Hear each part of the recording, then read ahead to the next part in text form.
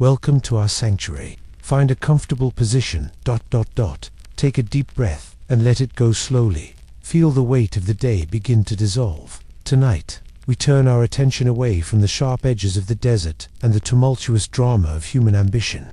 Instead, we settle our thoughts on the most soothing, consistent, and vital sound in the ancient world, the murmur of the Nile River. Imagine yourself nestled on the west bank of this colossal, patient river, 4,000 years ago. The sun has long set, and the air is cool and still. All around you, the sounds of human life, the grinding of grain, the shouts of the marketplace, the clamor of the temple, have faded into a deep, velvety silence. In that silence, only the river remains, a constant presence that governs everything. For the ancient Egyptians, the Nile was not merely a geographical feature. It was their cosmic clock, their deity, and their source of ultimate security. Everything they built, everything they believed, every hour of labor, was organized around a single, massive, annual event: the inundation, the sacred flooding of the Nile. This flood was the great paradox of their existence. It was a chaotic, destructive force of water that miraculously brought order, life, and unimaginable wealth to the desert. The flood was the ultimate metaphor for their concept of the divine balance. We are entering a story of profound, almost hypnotic, rhythm. This is a story of predictable cycles, of deep faith, and of the fundamental comfort found in knowing that the very chaos of nature will, without fail, bring forth abundance. So, let the gentle, steady sound of the river fill your mind. We are here to explore the most mundane, yet the most magical, event in the ancient world. Our question tonight is simple, yet profound. How did the simple, reliable rhythm of a river's annual flood create the longest-lasting civilization in human history? And what comfort can its steady flow offer to our busy, modern minds? Relax, breathe, and let the pulse of the Nile carry you back to a time of sacred certainty. To understand the sacred rhythm of the Nile's flood, we must first establish the fundamental geographical and conceptual division that defined the Egyptian mind: Kemet and Deshret. Imagine yourself standing on the edge of the world. To your east and west lies the vast, silent, terrifying expanse of the Deshret, the Red Land. This is the arid, inhospitable desert. It represents chaos, death, and the realm of the god Set, the embodiment of disorder. Nothing grows here. Life is impossible. The sounds of the Deshret are the sharp hiss of the wind, the distant rumble of rock slides, and the unsettling, absolute silence of empty space. But then, the perspective shifts. Immediately before you, stretching only a few kilometers wide on either side of the river's channel, is the Kemet, the Black Land. This is the fertile ribbon of rich, dark earth, black with the silt deposited by the annual flood.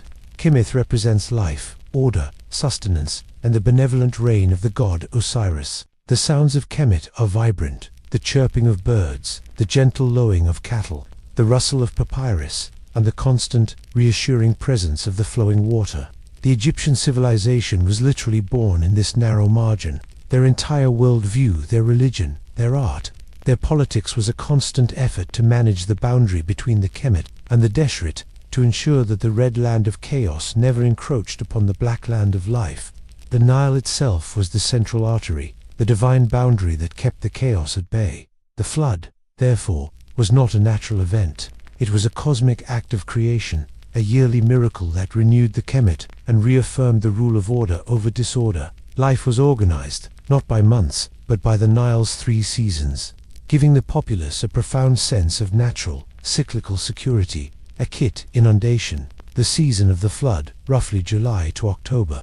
The fields are submerged and revitalized. This is a time of minimal agricultural labor, allowing the population to focus on state-sponsored building projects like the pyramids and temples and religious festivals.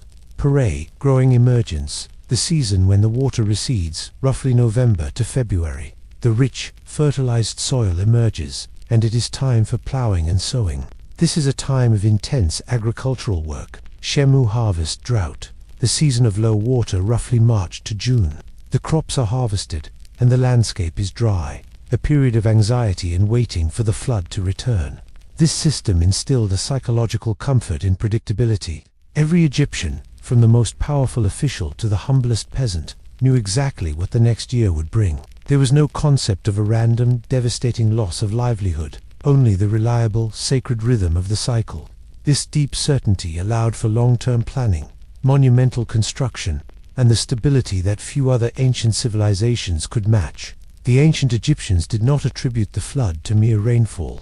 They viewed it as a divine manifestation, a deliberate act of the gods. The central figure in this yearly miracle was Hapi, the god of the inundation.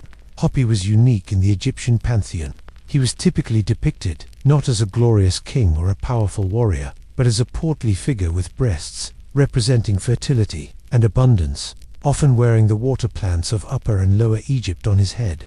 This androgynous imagery underscored the idea that the power of the Nile was a source of pure creation, transcending gender and encompassing all life. He was the great nurturer. His character was benevolent, associated not with fear, but with the boundless gifts of nourishment. The mythology of Hapi was integrated with the story of Osiris, the god of the afterlife and the annual vegetation cycle. According to legend, when Osiris was murdered by his brother Set, his body was dismembered and scattered. The Nile's flood was often seen as the tears of Isis, the wife of Osiris, who mourned his death, or the direct manifestation of Osiris's life-giving essence returning to fertilize the land. Therefore, the black silt left by the flood was symbolically the flesh of the god, the ultimate sacred offering. But the real mystery of Hapi was his source. The Egyptians knew the flood did not come from local rains. They believed the Nile originated from a great cavern or a hidden source deep in the unknowable south, near the first cataract at Aswan. They called this source the House of Hapi, where the god lived and regulated the subterranean ocean known as Nun, the primordial waters of chaos. Each year, Hapi would intentionally release a controlled amount of this primordial water onto the land. This belief system created a powerful social imperative. The pharaoh had to appease Hapi. If the pharaoh failed to uphold Mat, order and justice, Hapi might withhold the flood, bringing famine and disaster. This made the Nile's flooding an act of divine accountability that directly validated the pharaoh's right to rule. If the flood was too low, the fields starved. If it was too high, the cities were destroyed.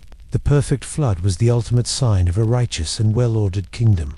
Religious festivals, most notably the Festival of the Inundation, were held at the beginning of the season. Priests would cast prayers and offerings, including inscribed papyrus, scrolls and sometimes small statues into the swirling waters to placate Hapi and ensure that flood arrived at the perfect time and height. The sound of these rituals, the low drone of chanting, and the splash of offerings hitting the water would have been a profoundly reassuring sound, marking the beginning of the life-giving season. The entire civilization lived and breathed to the rhythm of this one, all-powerful and deeply mysterious river god. For the ancient Egyptians, measuring the height of the flood was not just a practical necessity, it was an act of sacred science that bordered on divination. This need for precise measurement led to the invention and widespread use of the Nile. Imagine a long, narrow staircase or a deep, vertical well, carved directly into the bedrock on the riverbank, often housed within a temple structure like those on the island of Elephantine,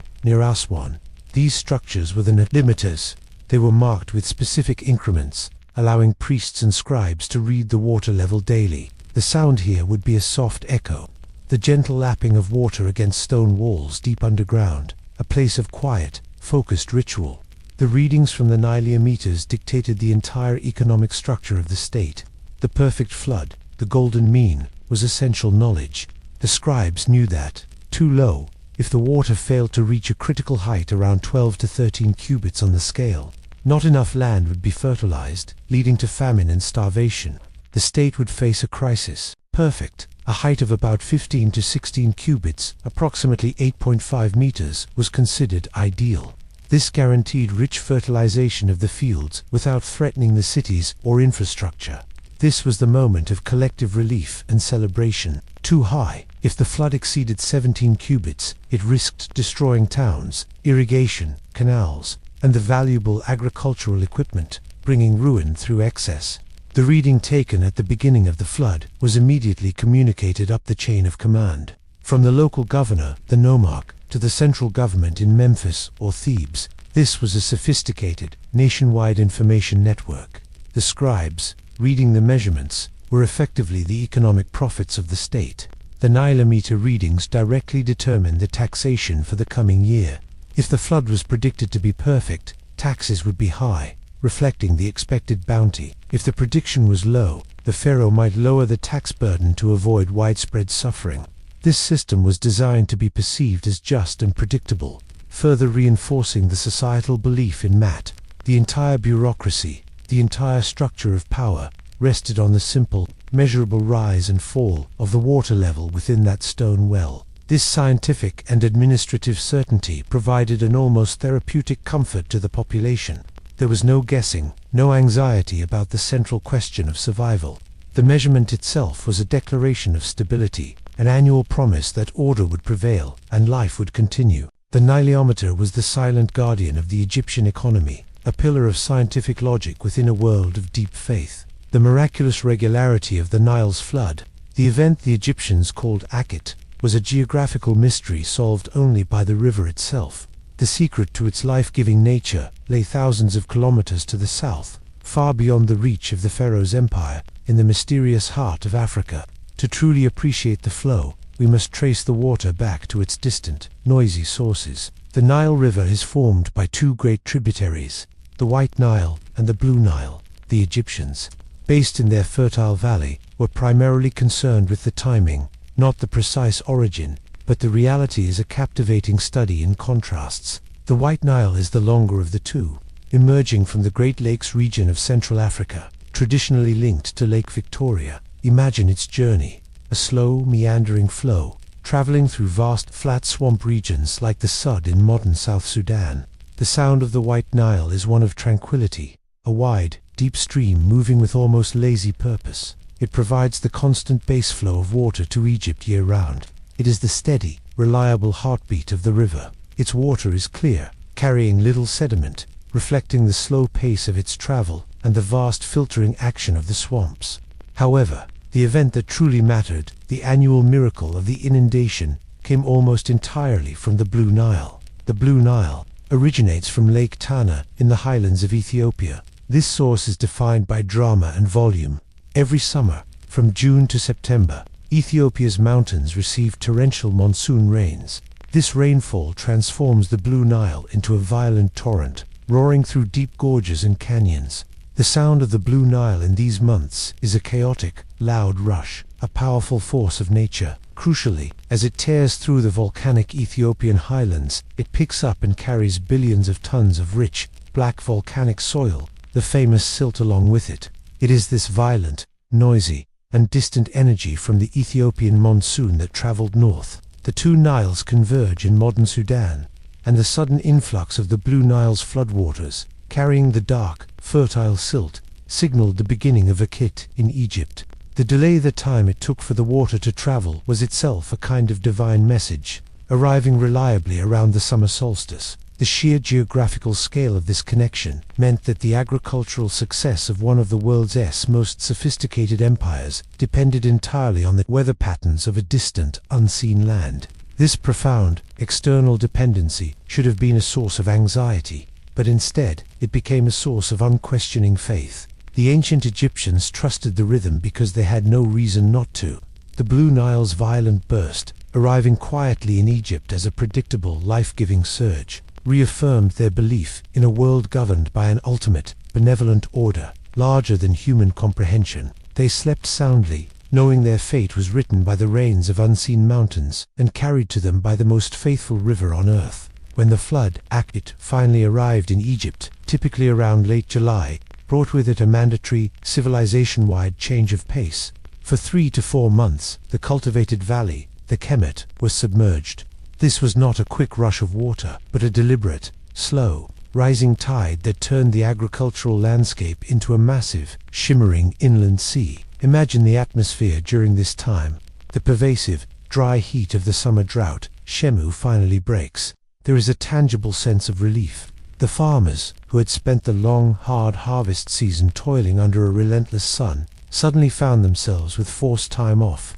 The fields were now underwater, and intensive agricultural labor was impossible. This great pause was one of the greatest sociological gifts the Nile gave to Egypt. The sounds of the Kemet transformed. The squeak of the wooden plow, the rhythmic thud of the hoe, and the chatter of women at the grain mill all ceased. They were replaced by the sounds of water, the gentle slosh of small boats traveling over what used to be the barley fields, the splash of children playing in the floodwaters, and the distant, constant low hum of the current. This pause was strategically vital for the ruling class. Because the farmers were idle, the pharaoh could call upon a vast, readily available, and temporarily unproductive labor force. This was the time when the greatest monuments were built. The stones for the pyramids and temples, often quarried far away, could be loaded onto massive barges and floated directly to the construction sites, using the floodwaters as convenient canals right up to the base of the temples. The great stones moved not by brute force over dry land, but by the buoyant power of the Nile itself. The very rhythm of the water dictated the rhythm of human construction. While the men worked for the state-building tombs for eternity, life in the villages was focused on survival, maintenance, and celebration. Houses were typically built on elevated mounds or bedrock to survive the annual flood. Families would secure their goods, repair their mud brick walls, and await the water to retreat. This was a time for storytelling, for mending tools, and, crucially, for religious festivals. It was a mandated spiritual and physical rest before the intense labor of the planting season parade began. The Egyptians viewed this flood not as a disaster that required evacuation, but as a blessing that required patient waiting. The water was sacred, and being surrounded by it was being in the presence of the god Hapi. The psychological effect of this communal pause, this certainty of rest and renewal, instilled a deep collective tranquility that underpins the entire civilization. Their society was structured around the most efficient form of work-life balance possible: 3 months of rest and state service, followed by 9 months of intense productivity, all dictated by the immutable flow of their life source. While the flood was a divine miracle, the Egyptians were not passive observers. Their enduring survival was guaranteed by their mastery of hydraulic engineering. The civilization's political and administrative genius was demonstrated in how they managed, controlled, and exploited the floodwaters. The most crucial element was the basin irrigation system. Imagine the Nile Valley divided into huge, rectangular, interconnected earthen basins, some covering thousands of acres. These basins were separated by high earthen walls, or dikes. The purpose of this system was not to divert the water away, but to hold it to manage the flood-esque slow spread and ensure the black silt had enough time to settle.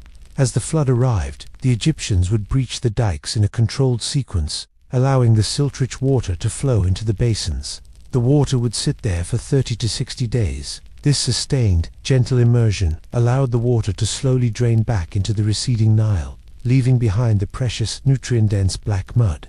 This silt, replenished year after year, made the land incredibly fertile, negating the need for crop rotation or fertilizer for thousands of years. The sight of the water slowly draining away to reveal the dark, rich, ready-to-be-plowed land was the ultimate symbol of hope and renewal. The administration required to maintain this system was enormous and reflects the true power dynamics of the pharaoh. Local officials, the nomarchs, were responsible for keeping the dikes repaired, monitoring the water level, and ensuring fair distribution. The central government needed an army of scribes to record water heights, calculate taxation based on projected yields, and organize the labor force required to maintain the system. If a nomarch failed to maintain his dikes, the neighboring region's crops could be ruined, leading to severe penalties. The sounds of this control system were unique. The rhythmic shoveling of earth, as the dikes were built and repaired during the low-season shemu, the creaking of the shaduf, a simple counterweighted lever used to lift water for localized irrigation, and the quiet, constant monitoring of the water flow. This engineering provided the second layer of certainty to the Egyptian mind. They were not merely praying to Hapi, they were actively cooperating with him, ensuring that the divine gift of water was utilized efficiently and justly. This combination of scientific control and religious awe created a society deeply rooted in cooperative efficiency. The management of the Nile was the core function of the state. When the state was strong, the dikes were maintained, the flood was controlled, and life flourished. When the state fragmented during the intermediate periods, the irrigation system failed, leading to famine, political chaos, and the temporary triumph of the Red Land over the Black Land. The river taught them that order was not just a divine ideal, but a practical, collaborative effort. The final layer of certainty woven into the flood narrative was their concept of time itself. The ancient Egyptians relied on 2 calendars, the chaotic, lunar-based religious calendar, and the reliable civil calendar, based entirely on the sun and the flood. The key to the civil calendar was the heliacal rising of the star Sothis, which we know as Sirius, the brightest star in the night sky. Imagine the Egyptian astronomer priests in the deep pre-dawn darkness, looking east just before the sun breaks. The flood was always predicted to arrive at the beginning of the new year. But how did they know when the new year began?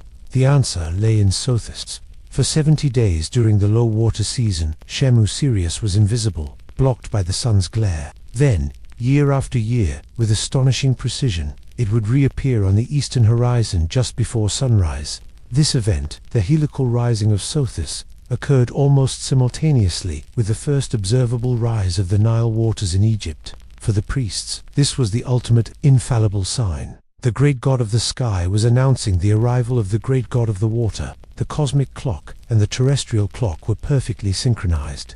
This annual celestial event marked the new year Wepet Renpet, the official start of the season of Aket. The calendar they developed was remarkably accurate. 365 days divided into 3 seasons of 4 months, each Ahad Perat Shemu, with 5 extra epigomenal days inserted at the end of the year for festivals dedicated to the births of the 5 major deities, Osiris, Horus, Seth, Isis, and Nephthys. The psychological comfort derived from this celestial certainty is profound. The people knew that the stars and the river were conspiring for their benefit. They saw themselves living in a universe that was inherently predictable and ordered. This was the final assurance that Mat was supreme. The anxieties that plagued other early civilizations, the fear of random, unexplainable climate disaster, were mitigated by this astronomical precision. The soundscape of this knowledge would be the gentle, rhythmic sweep of the star charts being consulted by the priests, and the quiet, collective sigh of relief when Sothis appeared. The stability this rhythm provided allowed the Egyptians to focus their energy on art, bureaucracy, and eternity, rather than constant, desperate survival. The annual flood was more than just water. It was the sacred rhythm of life itself, a reliable promise delivered from the unseen corners of the cosmos, allowing the people of Kemet to settle their minds and their spirits into the deep certainty of time. The annual flood was, at its heart, a massive, nationwide act of feminine fertility. The Egyptians saw the Nile not just as a god-hoppy, but as the nurturing womb of the earth. The sensory reality of the flood was one of life-giving excess, a profound contrast to the harsh austerity of the surrounding desert. Imagine the taste, the smell, and the feel of the Kemet just after the floodwaters receded. The air, which had been dry and dusty during the harvest season, Shemu now holds a deep, rich, earthy scent, the smell of wet, black silt mixed with the faint sweetness of decaying vegetation and minerals. This black land was the lifeblood of the Egyptian diet. The soil was so fertile that planting required minimal effort. The farmers didn't need to dig deep or heavily till the land. Often they would simply scatter the seeds, barley for bread, emmer wheat for beer, directly onto the wet, rich mud. They would then use animals, typically pigs or sheep, to walk across the fields, their hooves gently pressing the seeds into the soft soil. This sound, the soft, squishy thud of hooves in the mud, was the sound of guaranteed sustenance. The bounty provided by the flood was immediate and overwhelming. Because the Nile supported a chain of life, the water itself was a primary source of protein.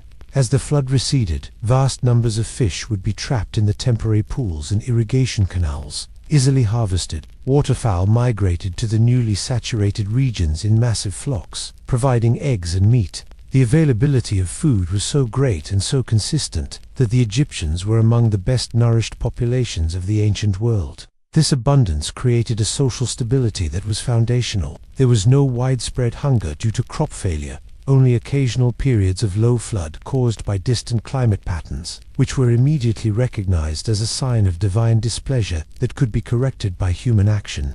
The sheer, overwhelming reliability of the food source allowed for the specialized society of craftsmen, scribes, priests, and soldiers that defined the empire. Psychologically, this constant renewal fostered an ingrained sense of optimism about life and the afterlife. They believed their world was designed to work and that their future was secure because the Nile was faithful. This sense of fundamental trust, rooted in the predictable fertility of the Black Land, allowed the common people to pursue a spiritual life focused on eternity rather than the desperation of the next harvest. The river was their mother, providing not just sustenance, but also the peace of mind to look beyond the transient challenges of their mortal existence. The emotional and spiritual peak of the flood season Akit was marked by the festival of Opit, a massive, weeks-long celebration that vividly brought the religious and political structure of Egypt to life. This festival transformed the Nile from a functional waterway into a sacred processional path. Imagine the scene at the height of the flood. The cities of Thebes and Karnak are surrounded by shimmering water. The sounds are not just of flowing water, but of exuberant, collective joy, the clapping, the singing, and the rhythmic beat of drums accompanying the ceremonial barges. The festival of Opot's core purpose was to rejuvenate the Kie life force of the reigning pharaoh. It was a journey of the sacred trinity. The statues of the three gods of Thebes, Men, Mut, and Khonsu, were carefully removed from their dark sanctuaries in the Karnak temple. These divine statues were then placed inside beautifully decorated miniature barges, called divine barks.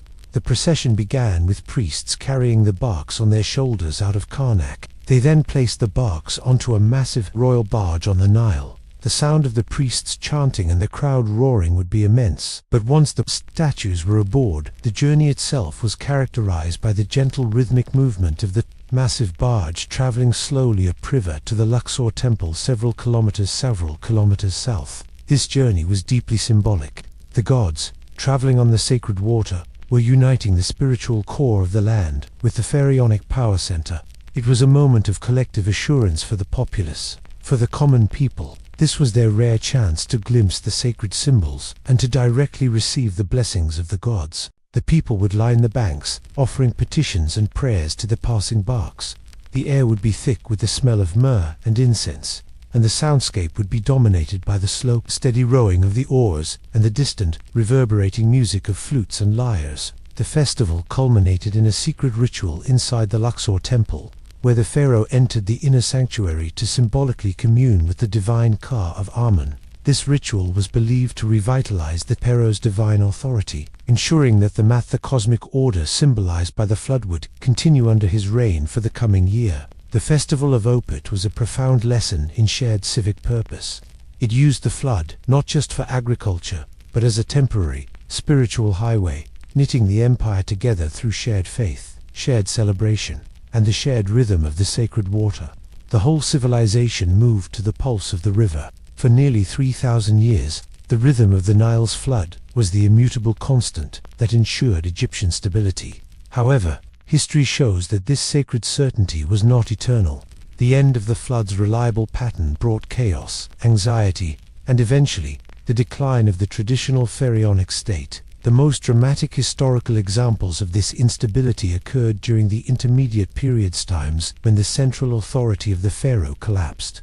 The cause was often initiated by a prolonged series of low floods.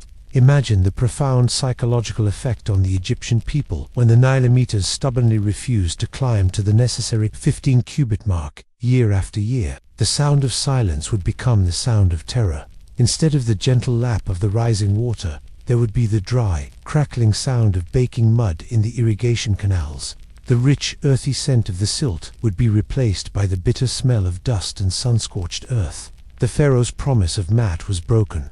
A low flood meant two things: famine and political fragmentation. As the fertile land shrank, local nomarchs' governors had to prioritize feeding their own people, leading to hoarding, border disputes, and civil war.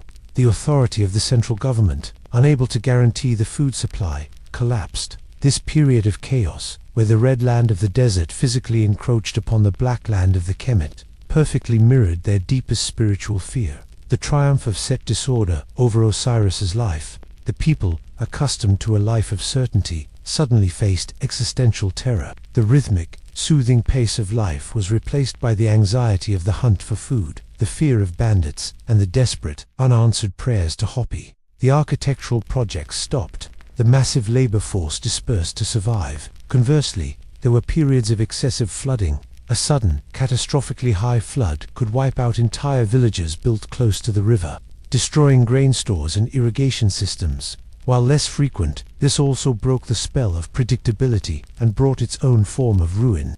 The final, definitive end of the Nile's sacred rhythm came not from climate, but from human engineering. In the modern era, the construction of the Aswan High Dam in the 1960s put a permanent stop to the annual inundation.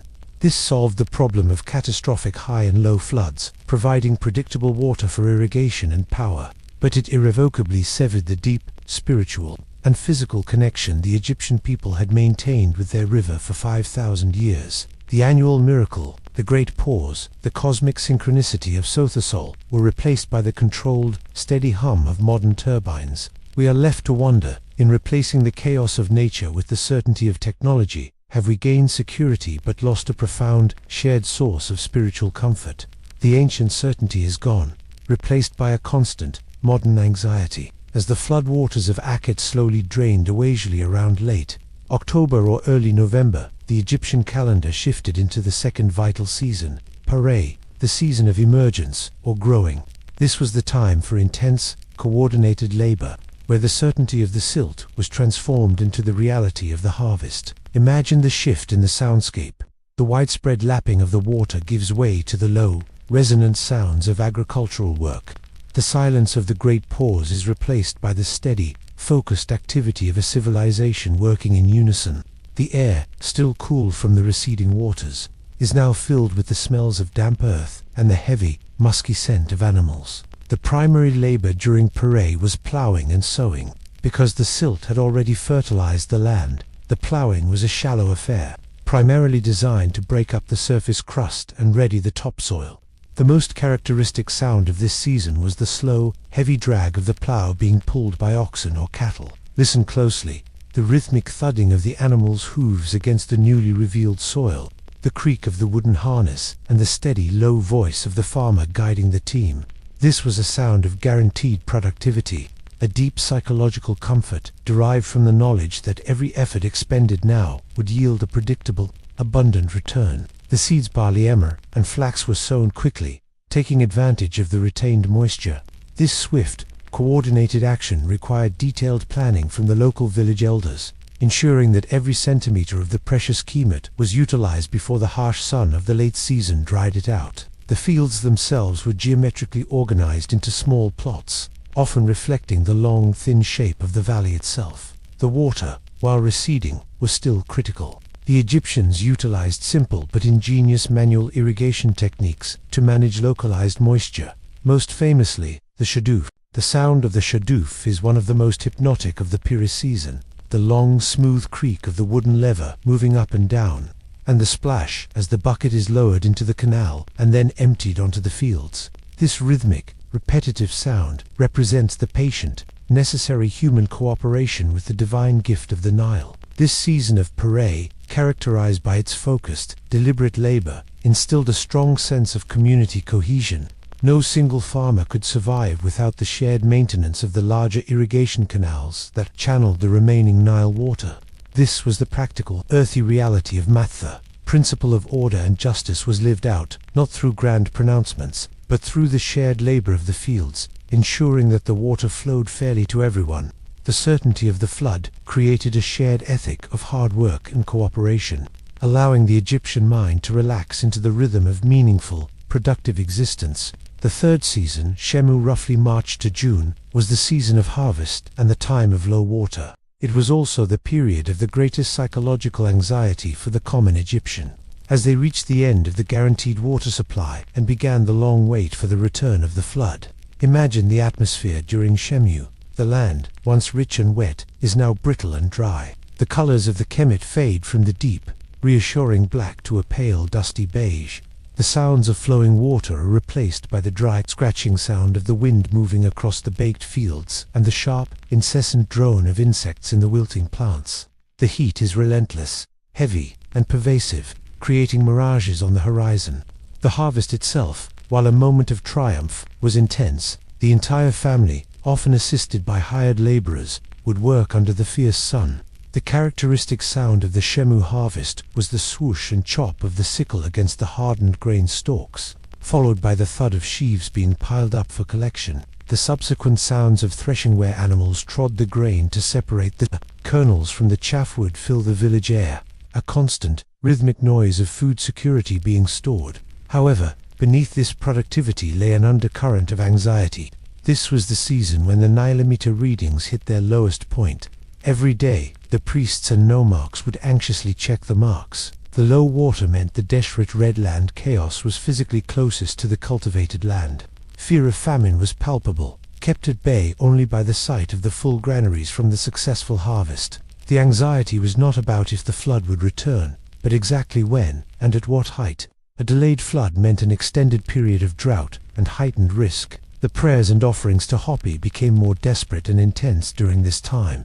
The sounds of this anxiety were the low, unsettled murmurs of the village elders discussing the dryness, the stark quiet of the riverbanks where the water level had dropped dramatically, and the renewed, fervent chanting during temple rituals. This cyclical anxiety was essential to the Egyptian worldview. It reminded them that Mat was not a given. It was a gift that required constant vigilance and ritual appeasement. It was the period of necessary human worry that preceded the divine release of the flood. By the end of Shemu, the entire civilization was poised, exhausted but hopeful, waiting for the one star Sothis and the one river to signal the start of their sacred new year and the return of their ultimate life-giving certainty. The sound of a distant, unexpected rush of water would have been the most profound, comforting sound an Egyptian could ever hear. We have traced the life of ancient Egypt, not through the actions of its kings, but through the unyielding, graceful rhythm of its river. Now, as we transition from the detailed narrative to a state of profound rest, allow yourself to absorb the meditative power of this cycle. The entire Egyptian life, the movement of its population, the rise of its cities, the construction of its eternal monuments was simply a cooperative dance with the water. Their greatest psychological tool for stability was the knowledge that, after the anxiety of the dry season and the intense work of the planting season parade, there would inevitably come the season of rest and renewal. Akit, the flood. This flood was the great cosmic eraser. It wiped the slate clean every year, depositing a fresh layer of black, nutrient-rich silt, removing the burdens and deficiencies of the previous harvest, and guaranteeing the future. They lived with the certainty that the earth, through the divine agency of Hopi, would reliably forgive all past failures and offer a new beginning. Consider the therapeutic comfort this certainty offers to a mind burdened by modern unpredictability. The ancient Egyptian did not worry about where his next meal would come from, provided the Nile rose to 15 cubits. His anxieties were structural and predictable, not random and catastrophic. The sounds of their existence, the gentle slosh of the water, the slow creak of the shadoof, the rhythmic drum of the Opet festival were all sounds of order and predictability. Let this rhythm become your rhythm. Let the image of the vast black silt settle in quietly over the fields be the image of your mind settling into rest. The chaos of the distant Ethiopian monsoon transforms into the life-giving, gentle inundation in the valley. Similarly, let the chaos of your busy day dissolve into the calm, predictable certainty of the ancient cycle. There is nothing left to fight, nothing left to worry about, only the assurance of the next wave. We now leave the structured narrative and surrender to the final, peaceful soundscape of the Nile Valley. We leave behind the scribes, the nomarchs, the priests, and the pharaohs. They have played their part in showing us that the greatest order can be found in the acceptance of a natural, recurring rhythm. Your journey is complete. You are now floating gently down the vast, quiet expanse of the river at night. Above you, the star Sothis shines, a fixed point of cosmic certainty. Below you, the water flows with an eternal, steady murmur. Hear only the water. Hear the subtle, hypnotic sound of the Nile current against the mudbanks. Listen for the occasional, distant chirp of a nocturnal bird in the papyrus reeds. Let the cool, damp air fill your lungs as you breathe deeply and evenly. The great flood has receded, leaving abundance. Your mind, cleansed of the day's silt, is now ready for its own season of emergence and rest. The rhythm of the Nile is the rhythm of your own breath, reliable, constant, and life-giving. There is only the deep, continuous flow. Drift with the rhythm. May the peace of the black land hold you through the night.